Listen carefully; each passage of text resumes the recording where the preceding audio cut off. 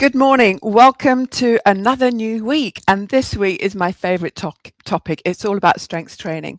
I'm going to introduce you to strength training in general, and then we'll have a look at some equipment and basic guidelines, but I'm going to save those for the rest of the week. But so just an introduction today.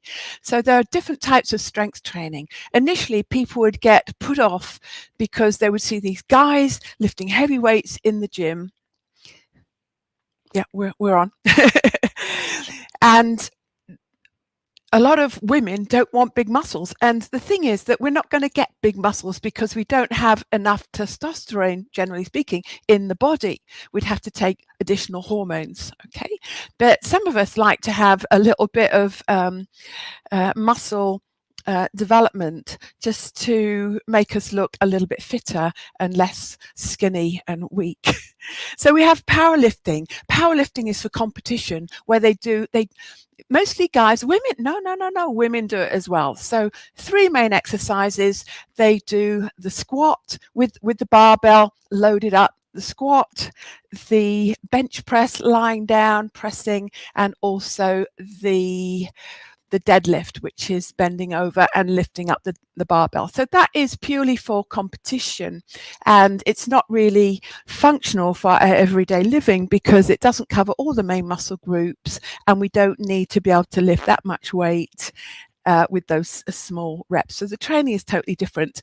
And then we have bodybuilding, and this is where the guys want to develop the muscles, and the guys and girls, want to develop the muscles to really show off the body. And some people don't like it, but in fact, when they go on competition, they're all pumped up and they could look a little bit extreme.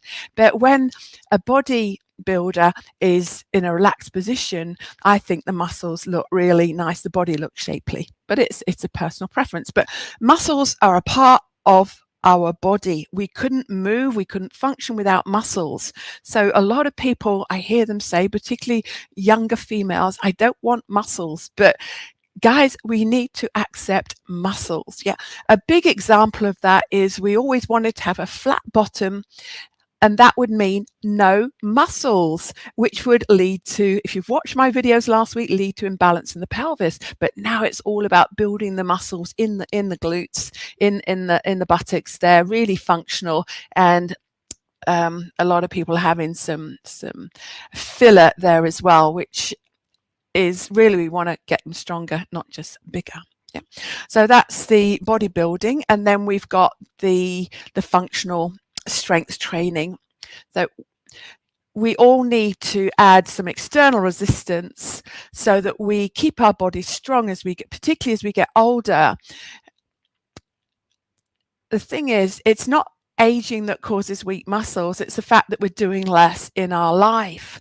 I think life gets a little bit cozy and we get accustomed to doing less. It's not the fact that we feel that we can't, but the thing is, the less you do, then you realize that there's a lot you can't do, so you stop doing them and you get weaker and weaker.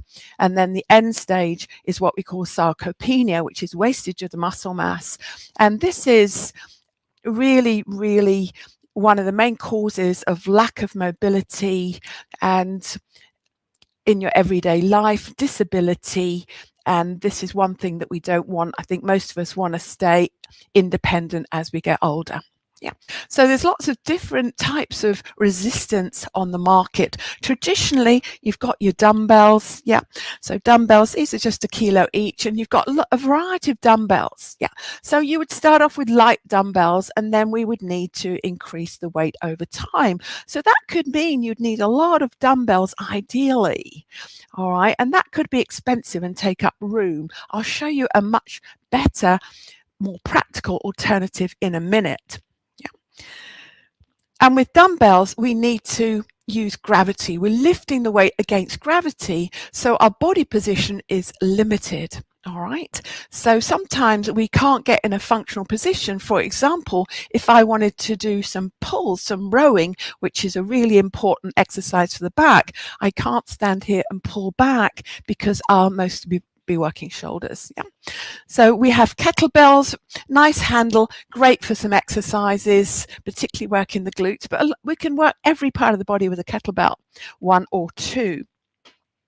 I like to use the loop bands, and I have different strengths. This is an easy one for the upper body, and then we have the one for the legs as well.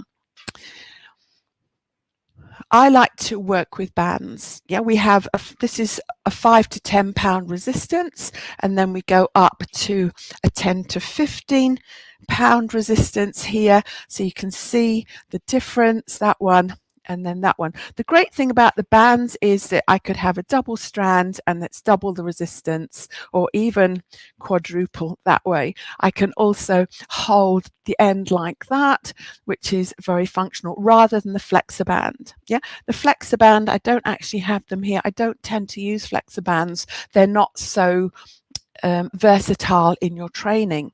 Okay, so that one, and then the thicker one, as you get stronger, you would use the thicker one, or you could, most of my clients, they do purchase or get 2 of the lighter ones, and then they work with them together, which almost equals the stronger one. And then they get even thicker. There's about 5 in a set, different widths, and the wider it gets, the stronger it gets. I use the thicker ones quite a lot. So for example, this one here, it's not the next one up from there, but the one up afterwards. I use it a lot for encouraging my clients to get stronger in a lower position, so they can eventually get up from the floor and improve their walking technique. So with this one here, we've got that stability, and I can lower down, and then I've got that support, and I know that I can always get up again. Does that make sense? Yeah. So I have got a workshop coming up, so I'll talk more about the workshop towards the end of the week, but do tune in. This is such an important topic.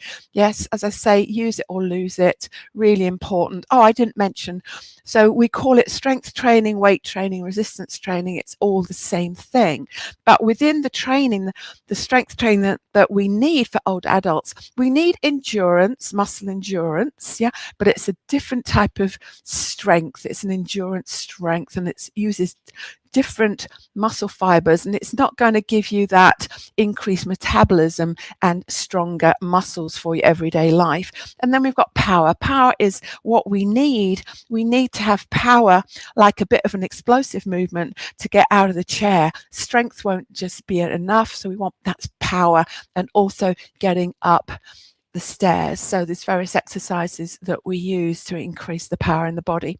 All right, so do put in the comments any questions that you have that you'd like me to address as we go through the week, any concerns and any aspects, specific aspects of strength training, because I've probably gone over into 10 minutes here, but I'm just going to do 5 to 10 minutes every day this week. And really, April is strength training. I'm just building up to April, and definitely April is strength training, so I'll be doing quite a few videos and promotion for my workshop, which, as I say, I'll tell you about on you'll probably see it already on social media. Yeah, so on these pages you'll see that I'm promoting it. I think it's the 20th of April on a Saturday, and I've only got limited places, so if you're interested in improving the quality of your life, get yourself signed up. It's a must. Even if you've done a little bit of strength training, maybe your technique isn't brilliant. Yeah, I'm really a stickler for technique. All right, you guys, thanks for watching. You have a great day, and I'll speak tomorrow at 9 o'clock. Bye for now.